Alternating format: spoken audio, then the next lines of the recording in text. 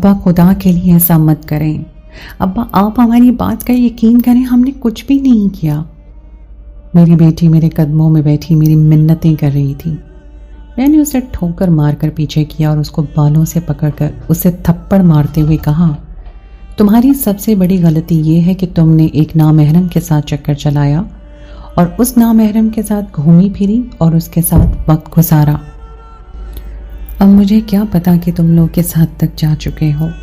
وہ پھوٹ پھوٹ کر رونے لگی اور تیزی سے نفی میں سر ہلانے لگی، لیکن اس وقت مجھے اپنی بیٹی پر رحم نہیں آ رہا تھا۔ میری بیوی بھی قریب بیٹھی میری منتیں کر رہی تھی، مگر مجھے کسی کی بات پر یقین ہی نہیں آ رہا تھا۔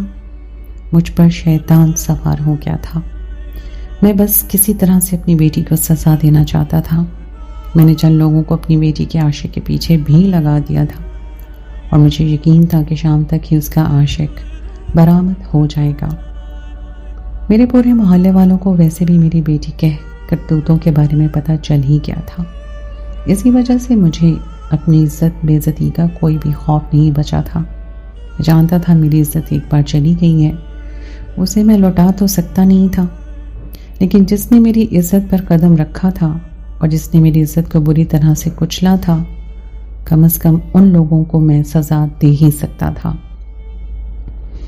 ابا فرعون مت بنو۔ بیٹی کی بات سن کر میرا پارا غصے سے ہائی ہو گیا۔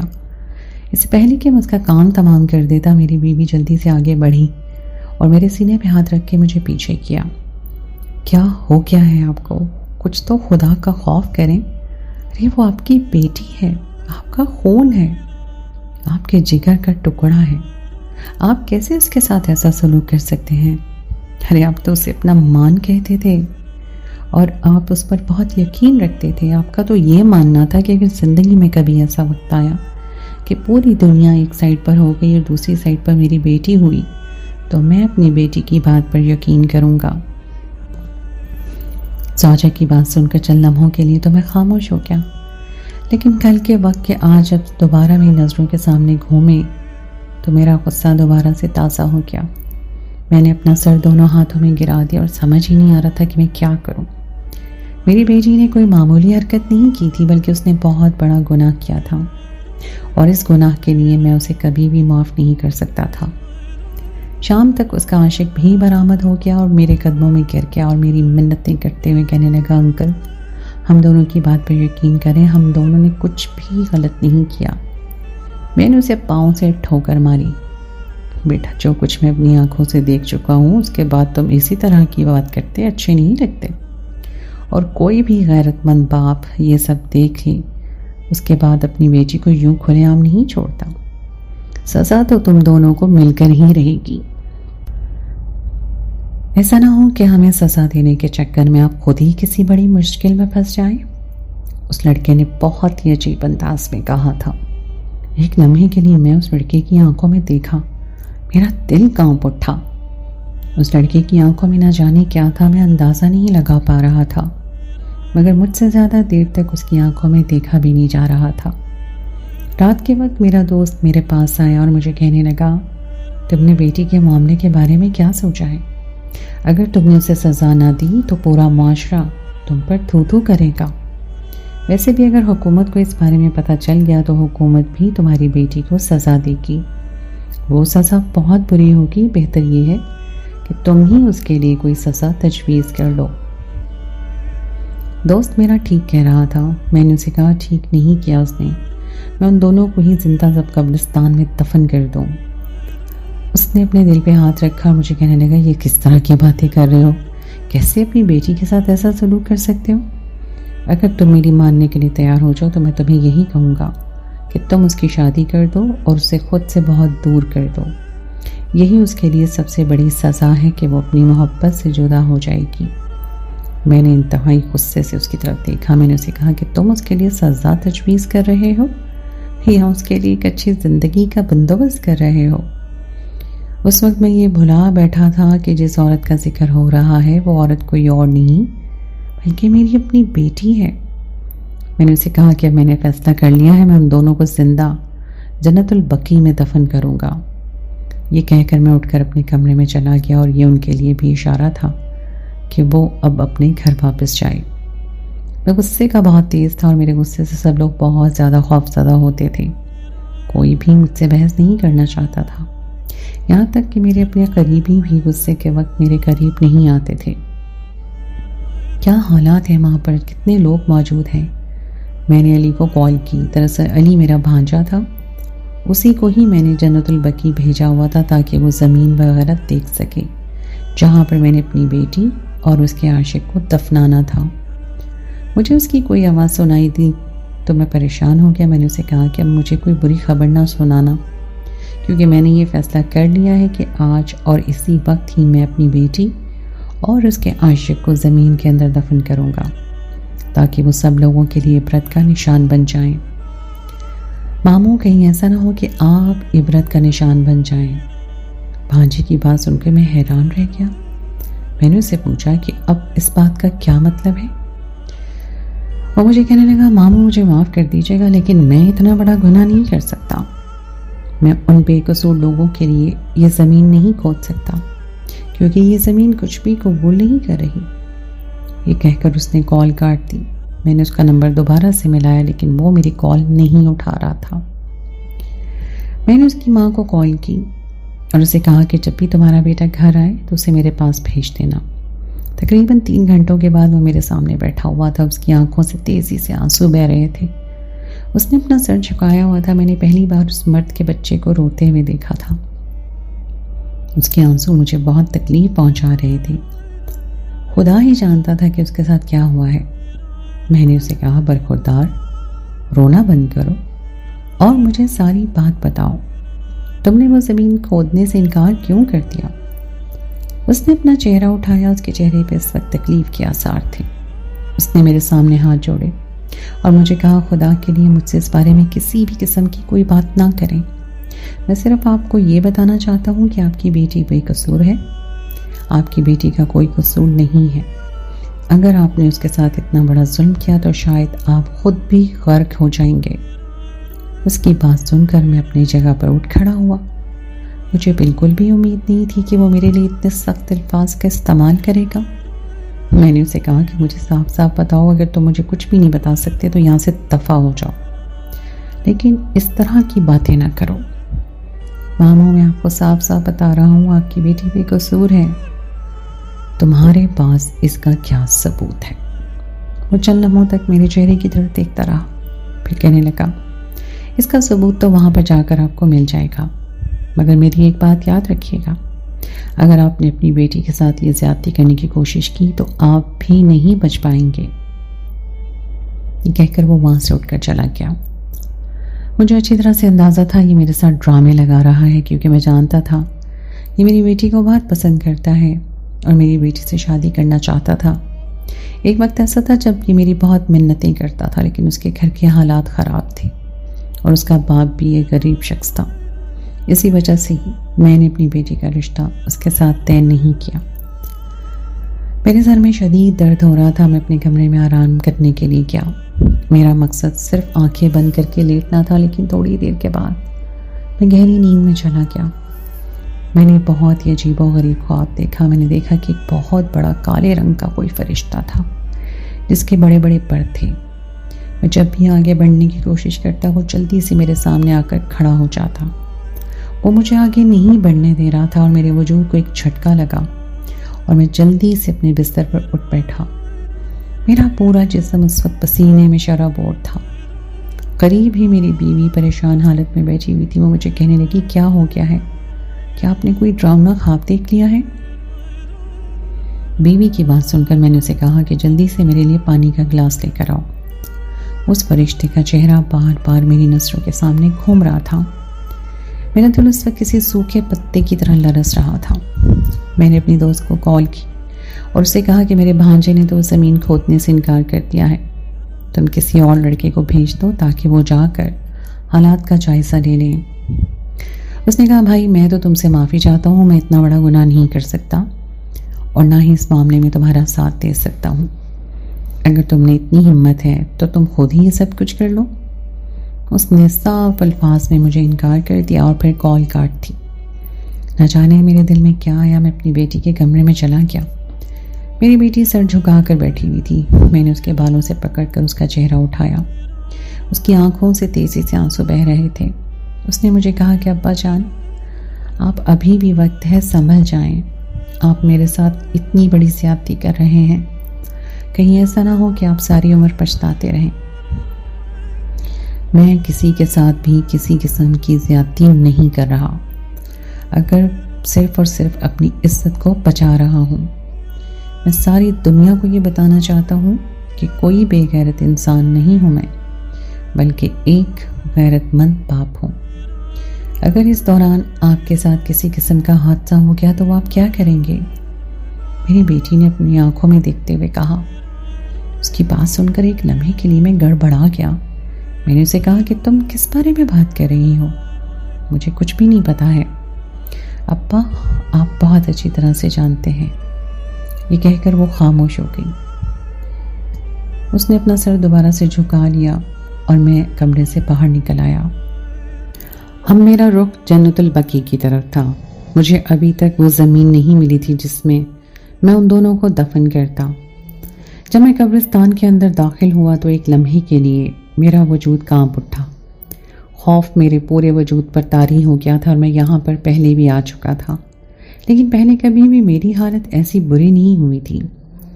میں بڑی مشکل سے ایک ایک قدم اٹھا رہا تھا اور یوں لگ رہا تھا جیسے کوئی قوت مجھے آگے بڑھنے سے روک رہی ہے. مگر میں نے فیصلہ کر لیا تھا کہ چاہے کچھ بھی ہو جائے، آج یہ کام کر کے ہی رہوں گا. کافی دیر تلاش کرنے کے بعد مجھے ایک جگہ مل گئی. وہ جگہ ان دونوں بدبختوں کے لیے بہت مناسب تھی. میں نے اس جگہ کو خریدنے کی بات بھی کر لی. سارے معاملات طے ہو گئے. ابھی میں اس قبرستان سے باہر نکلا ہی تھا کہ ایک بوڑھے آدمی سے ٹکرا گیا. میں نے اس سے معذرت کی تو بوڑھا آدمی میری بات سن کر مسکرانے لگا اور کہنے لگا، مجھ سے نہیں، خدا سے معذرت کرو جس کو تم ناراض کرنے کے لیے جا رہے ہو. اس کی بات سن کر میں بے ساختہ اس کے چہرے کی طرف دیکھنے لگا اور اسے کہا کہ آپ کس بارے میں بات کر رہے ہیں؟ مجھے کچھ بھی نہیں پتا ہے. وہ ہنسنے لگا اور کہنے لگا، میں جانتا ہوں کہ تم اس بارے میں ہی سوچ رہے ہو جس بارے میں میں بات کر رہا ہوں. پھر اس نے میرے کندھے پہ ہاتھ رکھا اور مجھے کہنے لگا، صرف ایک بار اپنی بیٹی کی بات پر یقین کر کے دیکھو، سب کچھ ٹھیک ہو جائے گا. میں نے اس کا ہاتھ جھٹکا اور اسے کہا کہ تمہیں میرے معاملات میں دخل اندازی کرنے کی ضرورت نہیں ہے. میں اچھی طرح سے جانتا ہوں کہ تمہیں یہاں پر میرے کسی جاننے والے نہیں بھیجا ہوگا، یا پھر تو میری بیٹی کے عاشق کے کوئی رشتہ دار ہوگے. اب تو سارے زمانے کو اس بارے میں پتہ چل گیا ہے کہ وہ کس قدر گندی عورت ہے. اب اس سب کے بعد میں اسے معاف نہیں کر سکتا. تم یہ فیصلہ نہیں کر سکتے کہ کون صاف ہے اور کون بد کردار ہے. وہ ایک دم طیش میں آ گیا اور پھر کہنے لگا کہ اس کا فیصلہ صرف اللہ تعالیٰ ہی کر سکتا ہے. اللہ تعالیٰ ہی غیب کو جاننے والا ہے، اور بہت سے لوگ ایسے ہیں جو اپنے اوپر نیکی کا لبادہ اوڑھ کر رکھتے ہیں، لیکن ان سے زیادہ خراب انسان کوئی بھی نہیں ہوتا. وہ لوگ بھی صرف اسی وجہ سے چھپے ہوتے ہیں کیونکہ اللہ تعالیٰ نے ان کی عزت رکھی ہوئی ہوتی ہے. اگر اللہ تعالیٰ ان کی عزت رکھنے سے انکار کر دے تو پھر کون ہے جو ان کے عیبوں پر پردہ ڈال سکتا ہے؟ وہ بہت ہی گہری باتیں کر رہا تھا. میں نے اسے کچھ بھی نہیں کہا اور اس کے قریب سے گزر کر گھر واپس آ گیا. تقریباً 8 بجے کا وقت تھا. میں نے تمام لوگوں کو اطلاع بھیج دی تھی کہ قبرستان میں اکٹھے ہو جائیے گا. آج ہی میں اپنی بیٹی اور اس کے عاشق کو زندہ دفن کرنے والا ہوں. پورے محلے والے جشن منا رہے تھے.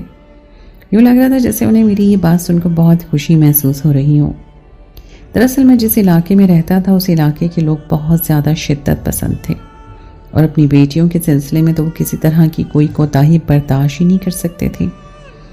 مجھے پتا چلا تھا کہ جب سے میری بیٹی کا معاملہ پھیلا تھا تب سے بلنے کے تمام لوگوں نے اپنی بیٹیوں کو گھر میں ہی قید کیا تھا، اور تب سے انہوں نے اپنی بیٹیوں کو گھر میں بالکل چھپا لیا تھا.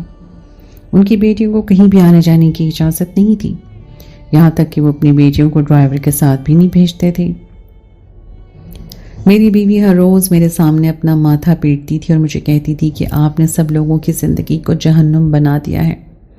آپ سوچ بھی نہیں سکتے کہ آپ نے اس معاشرے میں کتنا بڑا فساد پھیلا دیا ہے. بیوی کی بات کا برا منانے کے بجائے میرا سینہ کٹ جاتا تھا. اور میں اسے کہتا تھا کہ میں نے کچھ بھی غلط نہیں کیا، میں نے تو صرف اور صرف لوگوں کو ٹھیک راہ دکھائی ہے۔ جیسے جیسے ان دونوں کو دفنانے کا وقت قریب آ رہا تھا ویسے ویسے میری طبیعت بھی خراب ہوتی جا رہی تھی۔ ایک لمحے کے لیے بھی مجھے چین نصیب نہیں ہو رہا تھا۔ میرا پسینہ تیزی سے بہہ رہا تھا اور میرے ماتھے پر پسینے کو چمکتا دیکھ کر ایک آدمی مجھے کہنے لگا، لگتا ہے کہ تمہارے دل میں اپنی بیٹی کے لیے رحم پیدا ہو گیا ہے۔ اس کی بات سن کر میں نے تیزی سے نفی میں سر ہلایا اور اسے کہا کہ ایسا کچھ بھی نہیں ہے۔ اس بدبخت کے لیے اب میرے دل میں کچھ بھی محبت اور رحم جنم نہیں لے سکتا۔ رات کے وقت میں نے ان دونوں کو اپنے ساتھ لے جانے کا فیصلہ کیا۔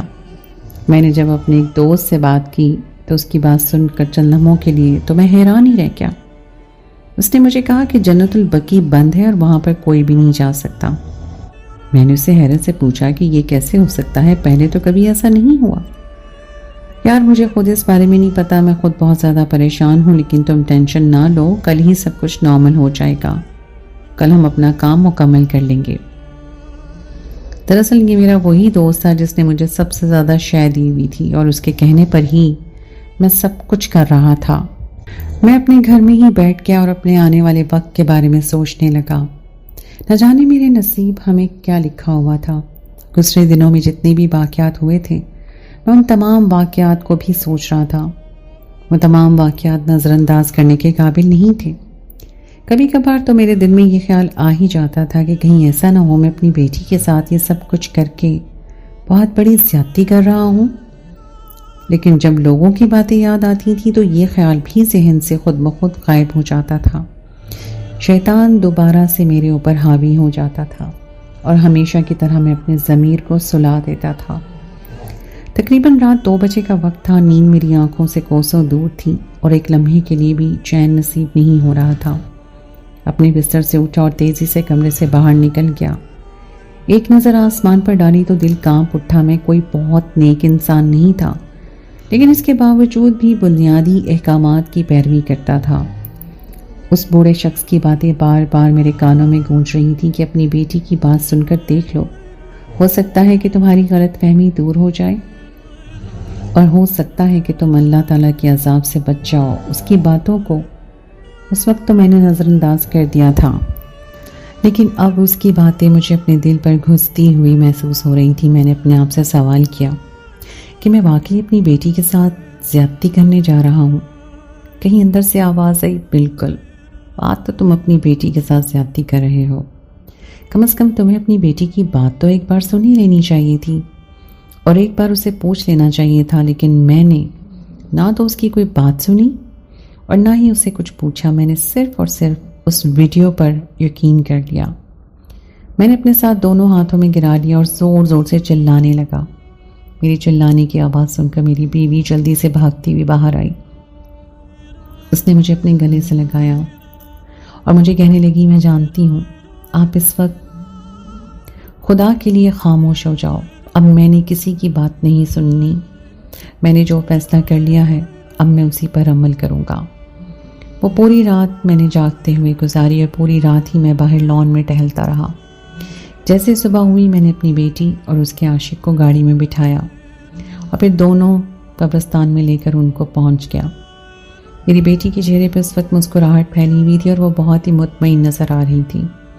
اس کے عاشق کا بھی یہی حال تھا، وہ دونوں ہی مسکراتے ہوئے ایک دوسرے کو دیکھ رہے تھے۔ میں نے غصے سے انہیں دیکھا اور کہا کہ جتنا مسکرانا ہے مسکرا لو، کیونکہ تھوڑی دیر کے بعد تم لوگ سانس لینے کے قابل نہیں رہو گے۔ تمہاری مسکراہٹیں بھی ہمیشہ ہمیشہ کے لیے تم سے جدا ہو جائیں گی اور تم لوگ اپنے ان گناہوں کی وجہ سے جہنم کی آگ میں جلتے رہو گے۔ ابا جان، میرے پیارے ابا جان، میں نے آپ کو پہلے بھی کہا تھا کہ آپ ہماری جنت اور جہنم کا فیصلہ کرنے والے کوئی نہیں ہوتے۔ جنت اور جہنم کا فیصلہ کرنے والی ذات تو صرف اور صرف اللہ تعالیٰ کی ہے۔ بدبخت، تمہاری ہمت بھی کیسے ہوئی مجھے اس طرح سے جواب دینے کی؟ میں نے تمہیں کتنی بار کہا ہے کہ میرے ساتھ زبان درازی نہ کیا کرو۔ میں نے دوبارہ سے اس کے بالوں سے اسے پکڑا اور اس کے بال زور زور سے کھینچنے لگا، لیکن اب وہ ہنستے چلے جا رہی تھی اور مجھے اس کے پاگل ہونے کا گمان ہونے لگا۔ میں اپنے دل میں بہت تکلیف سی محسوس کر رہا تھا، لیکن میں کیا کرتا؟ اب زمانے والوں کے سامنے جو بات کی تھی اس بات کو پورا بھی تو کرنا تھا۔ اگر میں بات پوری نہ کرتا تو سارے زمانے والے مجھے بے وقوف اور ڈرپوک کہتے۔ میری بیٹی مجھے کہنے لگی کہ آپ دنیا والوں سے ڈر کر بیٹی کے ساتھ زیادتی کرنے جا رہے ہیں۔ اللہ تعالیٰ نے آپ کو کتنے اشارے دیے، لیکن اس کے باوجود بھی آپ میرے ساتھ ظلم کر رہے ہیں۔ ابا کچھ تو ہوش کے ناخن لے لیں۔ بیٹی کی بات سن کر ایک لمحے کے لیے میرا دل کانپ اٹھا اور میں سوچنے لگا کہ اسے کیسے معلوم ہوا کہ مجھے اشارے مل رہے ہیں۔ مجھے پتا ہے کہ تم جادوگرنی ہو، میں نے اس پر ایک نیا الزام لگا دیا، مگر اس نے اس بات پر کوئی بھی صفائی پیش نہ کی، زور زور سے اپنا سر دائیں بائیں ہلا رہی تھی اور اللہ کا نام پکار رہی تھی، اور وہ کہہ رہی تھی اللہ تعالیٰ مجھے انصاف دیجیے گا، اللہ تعالیٰ مجھے اس ظالم دنیا میں اکیلا نہ چھوڑیے گا۔ اس کی آواز میں درد تھا، اس کے ساتھ التجا بھی تھی۔ جانے کہ مجھے لگ رہا تھا کہ اس کی یہ دعا قبول ہو جائے گی، مگر میں اس کے باوجود بھی اپنے دل کو پتھر بنا کر بیٹھا ہوا تھا۔ تھوڑی دیر کے بعد ہم لوگ قبرستان پہنچ گئے۔ وہاں پر پہلے سے ہی بہت سے لوگ جمع تھے، ان میں سے کچھ لوگ ایسے تھے جو میرے رشتہ دار تھے۔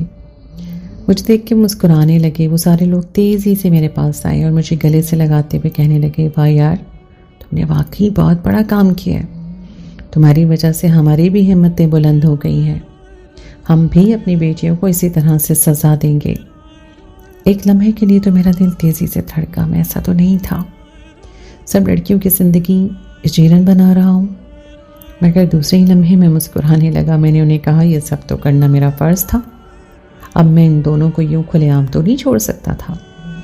ایک نفرت بھری نگاہ میں نے ان دونوں پر ڈالی جو میرے پہلو میں ہی کھڑے تھے، لیکن دونوں ہی مسکرائے چلے جا رہے تھے۔ میری بیٹی اونچی اونچی آواز میں چلانے لگی تم لوگ ہمارے ساتھ جتنا بڑا ظلم کیوں نہ کر لو، ہمیں اللہ تعالیٰ کی مدد پر یقین ہے، اللہ تعالیٰ ہمیں بے یار و مددگار نہیں چھوڑیں گے۔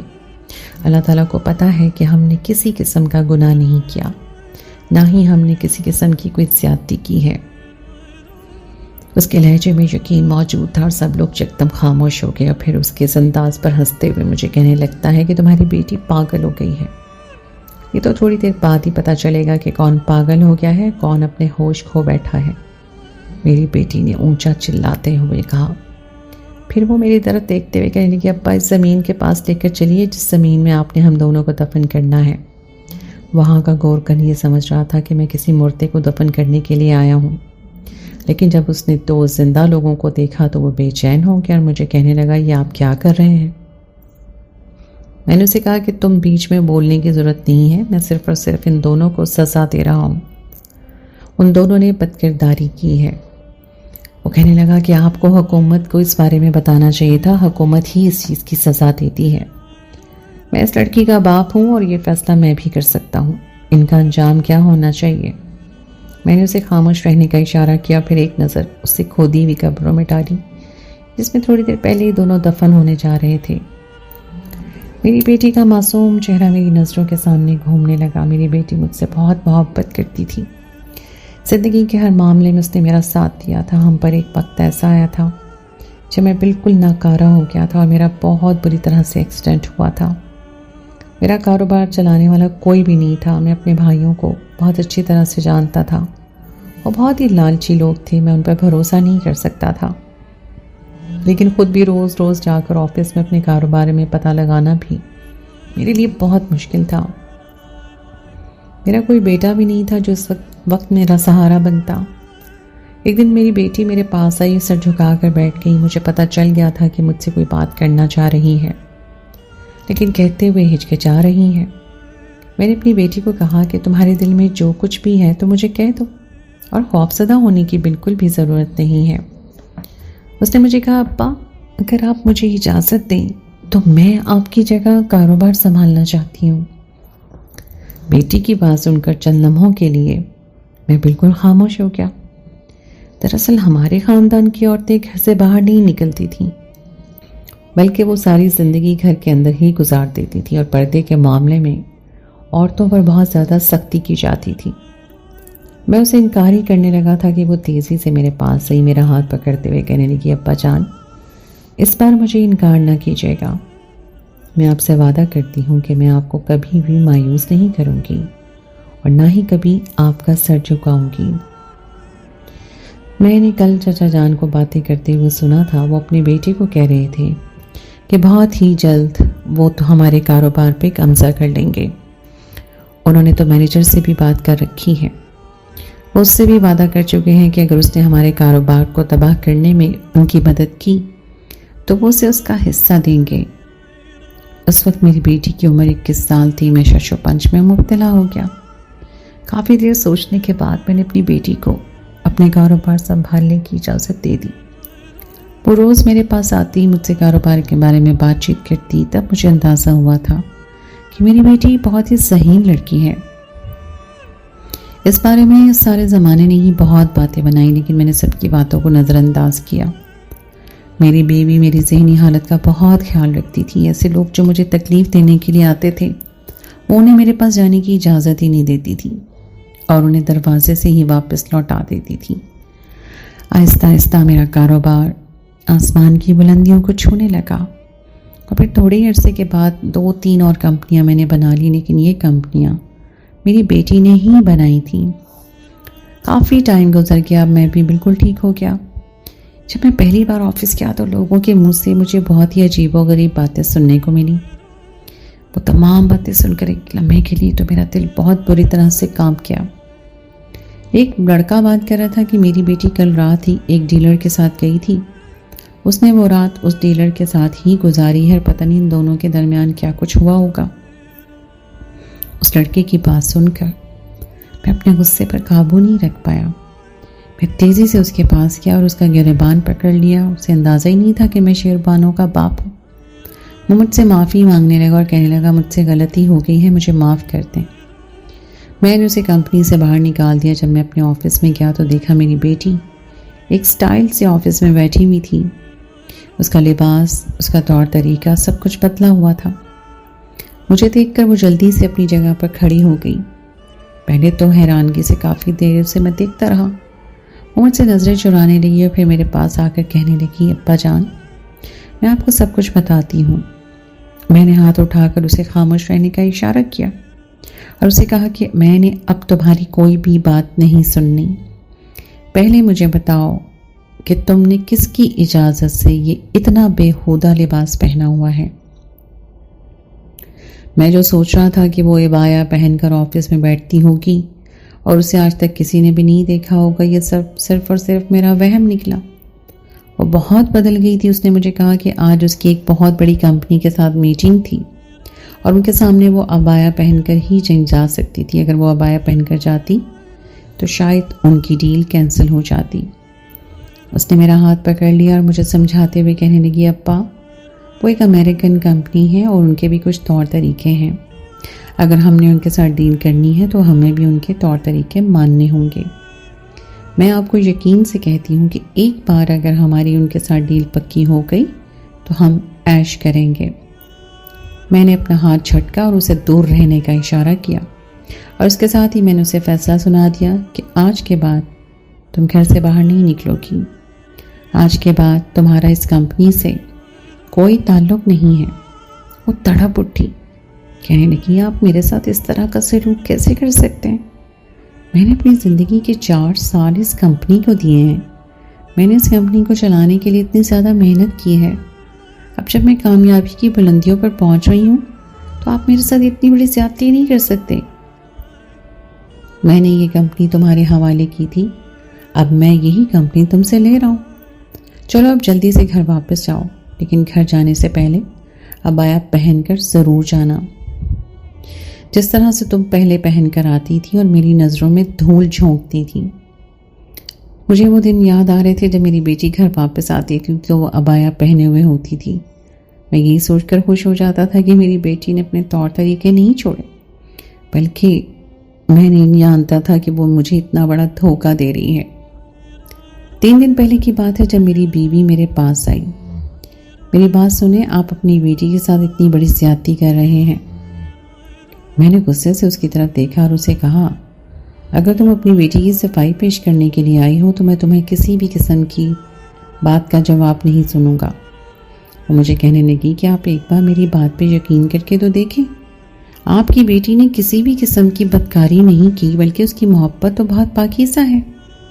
میں زور زور سے ہنسنے لگا اور اسے کہنے لگا جو کچھ میں اپنی آنکھوں سے دیکھ چکا ہوں وہ دیکھنے کے بعد میں کبھی بھی تمہاری بات سے اتفاق نہیں کروں گا۔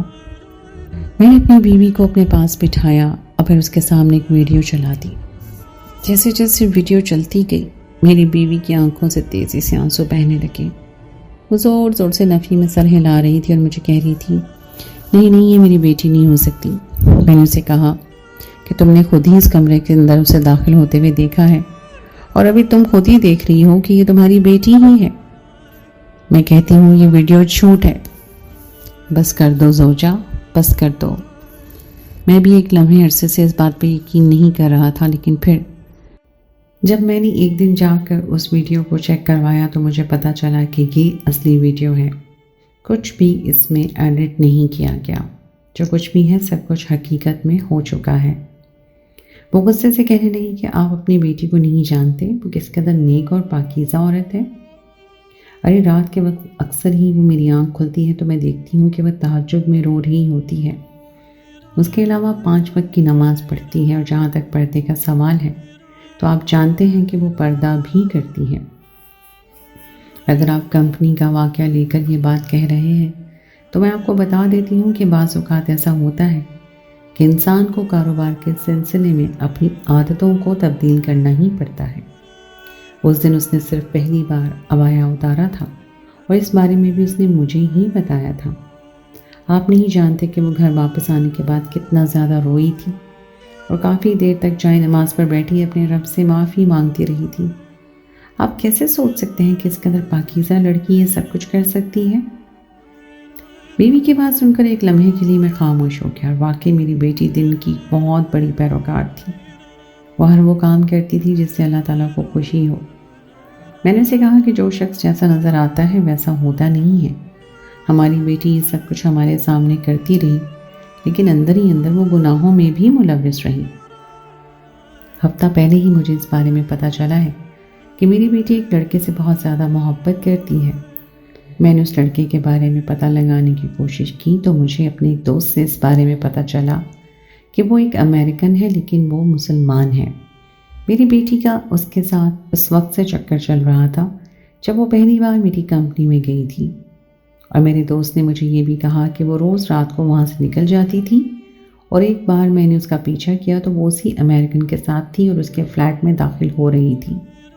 یہ سب دیکھ کے وہ بہت بری طرح سے گھبرا گیا۔ تب اس نے مجھ سے اس بارے میں بات کرنے کی کوشش کی، لیکن میں نے اس کی بات کو جھٹلا دیا تھا اور اسے کہا تھا کہ میں اپنی بیٹی پر بہت یقین کرتا ہوں اور اس کے خلاف میں کسی بھی قسم کی کوئی بات نہیں سن سکتا۔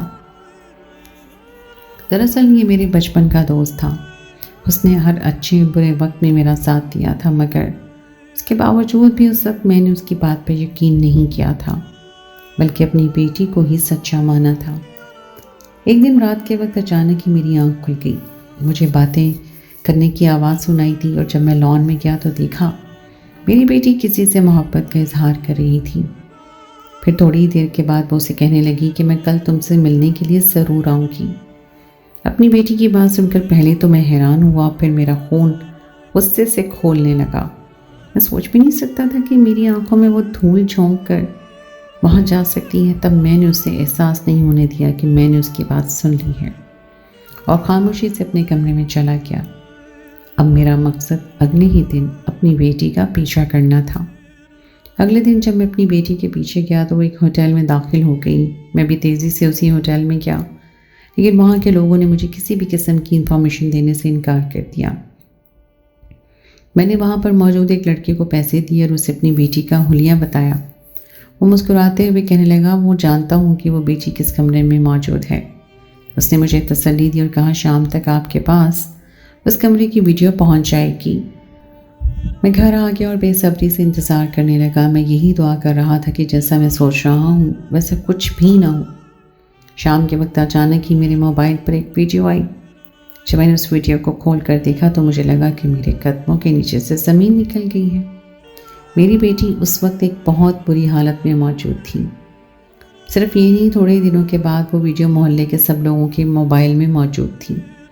سب لوگ ہی مجھ پر تھو تھو کر رہے تھے، اور جب مجھے پتہ چلا کہ معاملہ میرے خیال سے نکلتا چلا جا رہا ہے تو میں نے اعلان کر دیا کہ اب میرا اس لڑکی سے کوئی بھی تعلق نہیں ہے، اور اب میں اس لڑکی کو ایک بہت ہی عبرتناک سزا دوں گا۔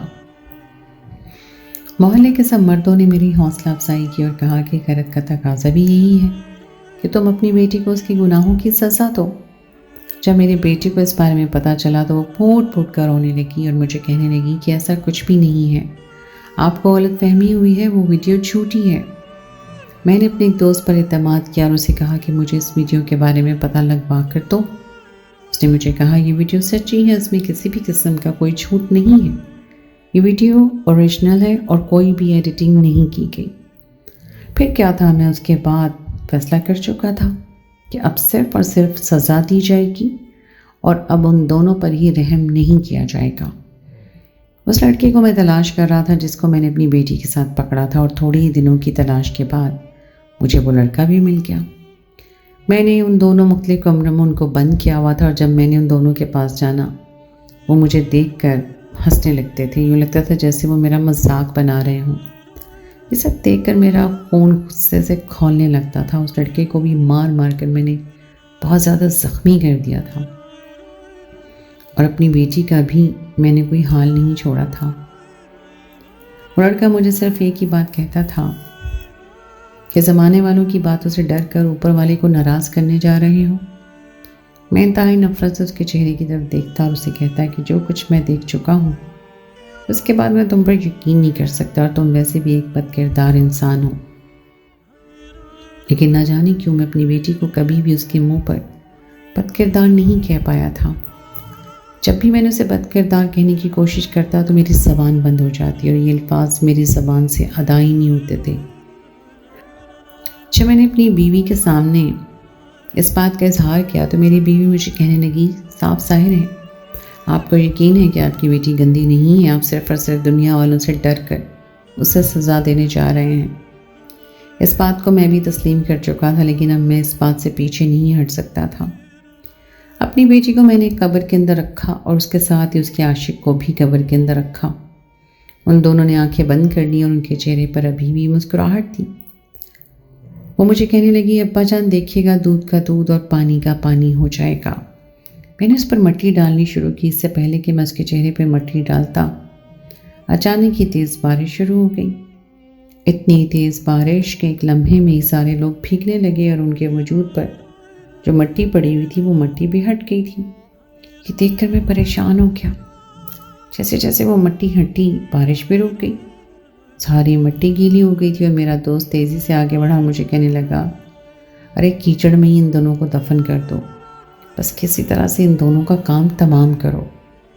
میں نے دوبارہ سے ان پر مٹی ڈالی۔ اس سے پہلے کہ میں ان کے چہرے پہ مٹی ڈالتا دوبارہ سے تیز بارش شروع ہو گئی اور مٹی دوبارہ سے بہہ گئی، اور جیسے ہی مٹی کی بارش رک گئی اب یہی ہونے لگا کہ ان کے چہروں کو جیسے ہی کور کرنے لگتا بارش شروع ہو جاتی اور مٹی ہٹ جاتی، اور پھر اس کے ساتھ ہی بجلی کڑکنے لگی، اور یہ سب دیکھ کر میں بہت زیادہ خوف زدہ ہو گیا۔